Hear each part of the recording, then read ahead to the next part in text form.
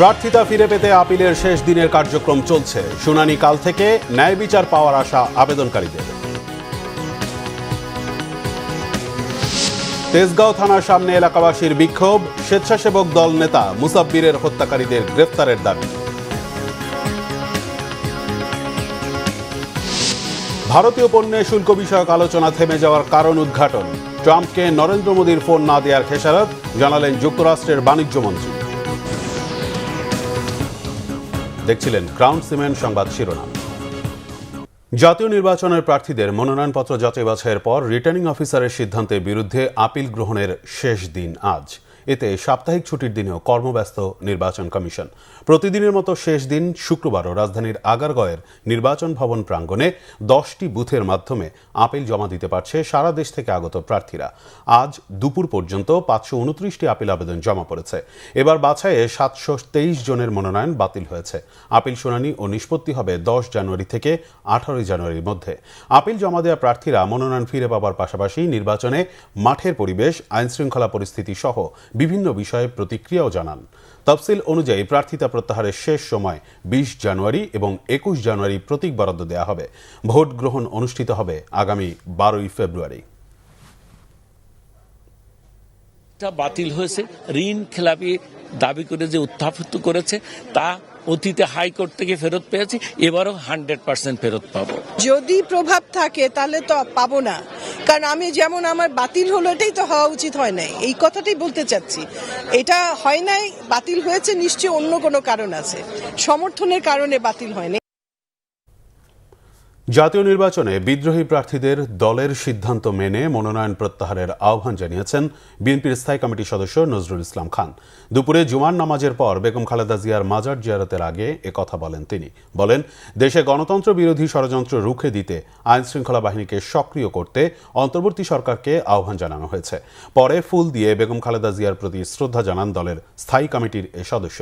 এদিকে আজও সাধারণ মানুষের শ্রদ্ধা ও ভালোবাসায় সিক্ত হচ্ছেন সাবেক প্রধানমন্ত্রী বেগম খালেদা জিয়া। প্রিয় নেত্রীর আদর্শে অনুপ্রাণিত হয়ে দেশ গড়ার অঙ্গীকার করছেন তারা। সকাল থেকে বিএনপি ও এর সহযোগী সংগঠন ছাড়াও বিভিন্ন দলের নেতাকর্মীরা জড়ো হন সাবেক রাষ্ট্রপতি জিয়াউর রহমান ও 3 বারের সাবেক প্রধানমন্ত্রী বেগম খালেদা জিয়ার কবর জিয়ারতে। শুধু ঢাকা নয়, বাইরের বিভিন্ন জেলা ও উপজেলা থেকে আসা এই মানুষজনের চোখে মুখে শোকের গভীর ছাপ। দেশের আইনশৃঙ্খলা পরিস্থিতি নিয়ে অসন্তুষ্ট বিএনপি মহাসচিব মির্জা ফখরুল ইসলাম আলমগীর বলেছেন, ছাত্র সংসদ নির্বাচন ও বিশ্ববিদ্যালয় নির্বাচনগুলো জাতীয় নির্বাচনে প্রভাব ফেলবে না। ঠাকুরগাঁও শহরের কালীবাড়িতে নিজ বাসভবনে শুক্রবার সকালে সাংবাদিকদের এসব কথা বলেন তিনি। দল যদি ক্ষমতায় আসতে পারে ও সরকার গঠন করতে পারে তাহলে নিঃসন্দেহে এই পিছিয়ে পড়া অঞ্চলগুলোকে বেশি অগ্রাধিকার দেওয়া হবে বলেও আশ্বাস দেন তিনি।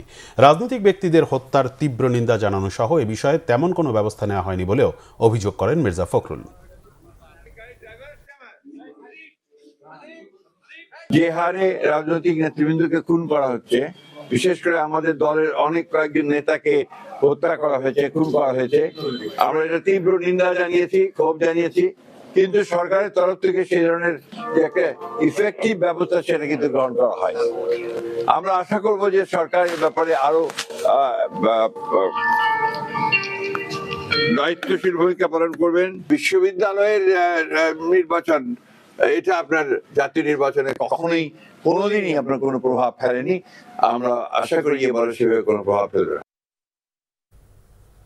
আসন্ন ত্রয়োদশ জাতীয় সংসদ নির্বাচনের জন্য যথেষ্ট ভালো পরিবেশ রয়েছে বলে জানিয়েছেন প্রধান উপদেষ্টা প্রেস সচিব শফিকুল আলম। ময়মনসিংহের এবি গুহ রোডে শিববাড়ি পরিদর্শনে এসে তিনি একথা জানান। প্রেস সচিব বলেন, সরকার মনে করে লেভেল প্লেইং ফিল্ড ঠিক আছে। ছোট বড় সব দলের জন্য পরিবেশ একই রকম রয়েছে। বর্তমানে প্রার্থীদের যাচাই বাছাই চলছে। এছাড়া প্রার্থীরা বাড়ি বাড়ি গিয়ে প্রচারণা চালাচ্ছেন। 22 জানুয়ারি থেকে পুরোদমে নির্বাচনী প্রচার শুরু হবে বলেও জানান শফিকুল আলম।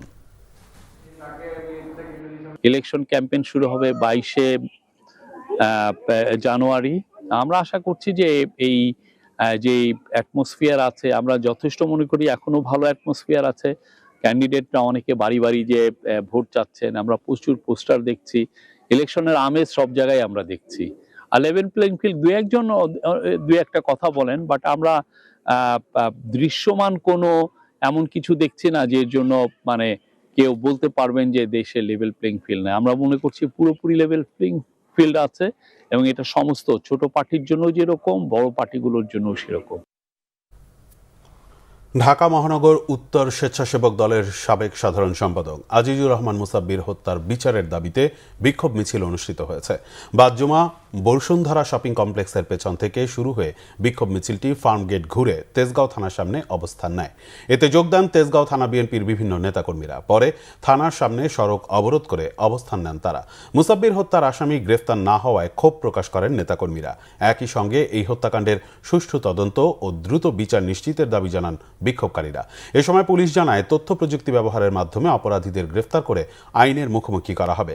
গত বুধবার রাত ৮টার কিছু পর দুর্বৃত্তদের গুলিতে গুরুতর আহত হন আজিজুর রহমান মুসাব্বির। পরে রাজধানীর বিআরবি হাসপাতালে নেওয়া হলে তিনি মৃত্যুবরণ করেন।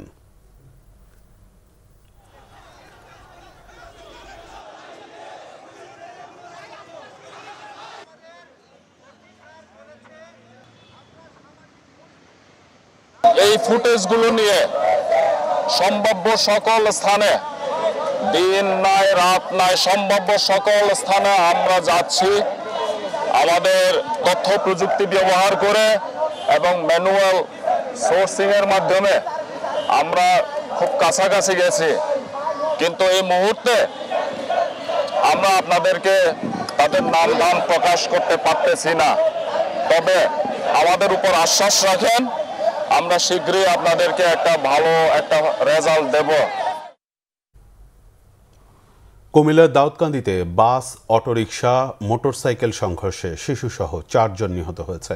প্রত্যক্ষদর্শীরা জানান, দুপুরে উপজেলার বানিয়াপাড়া এলাকায় বাস, অটোরিকশা ও মোটরসাইকেলের সংঘর্ষ হলে আগুন ধরে যায় বাসে। এতে অগ্নিদগ্ধ হয়ে ঘটনাস্থলেই 4 জন মারা যায়। ফায়ার সার্ভিস ও স্থানীয়দের সহায়তায় পরিস্থিতি নিয়ন্ত্রণে আনা হয়। বিষয়টি নিশ্চিত করেছেন দাউদকান্দি হাইওয়ে থানার ভারপ্রাপ্ত কর্মকর্তা ইকবাল বাহার মজুমদার। এদিকে চাঁপাইনবাবগঞ্জের ভোলাহাটে সড়ক দুর্ঘটনায় মিলন আলী নামে এক মোটরসাইকেল আরোহী নিহত হয়েছে। পুলিশ ও স্থানীয়রা জানান, সকালে মান্নুমোড় এলাকায় বিপরীত দিক থেকে আসা একটি ট্রাক্টরের সঙ্গে মোটরসাইকেলের মুখোমুখি সংঘর্ষ হলে ঘটনাস্থলেই তার মৃত্যু হয়। অন্যদিকে ঘন কুয়াশায় মুন্সিগঞ্জে ঢাকা মাওয়া এক্সপ্রেসওয়েতে বাস ট্রাক সংঘর্ষে 1 জন নিহত হয়েছেন। এতে আহত হয়েছেন অন্তত 15 জন। প্রত্যক্ষদর্শী ও ফায়ার সার্ভিস জানায়, ঢাকা মাওয়া এক্সপ্রেসওয়ের ঢাকামুখী লেনে দাঁড়িয়ে থাকা ট্রাকের পেছনে ধাক্কা দেয় বাস। এতে বাসটির সামনের অংশ দুমড়ে মুচড়ে যায়। এই ছিল এখনকার মতো। পরের সংবাদ সন্ধ্যে 6টায়। এর আগে বিকেল 5টায় রয়েছে নিউজ টপ 10 দেখার আমন্ত্রণ রইল। ধন্যবাদ।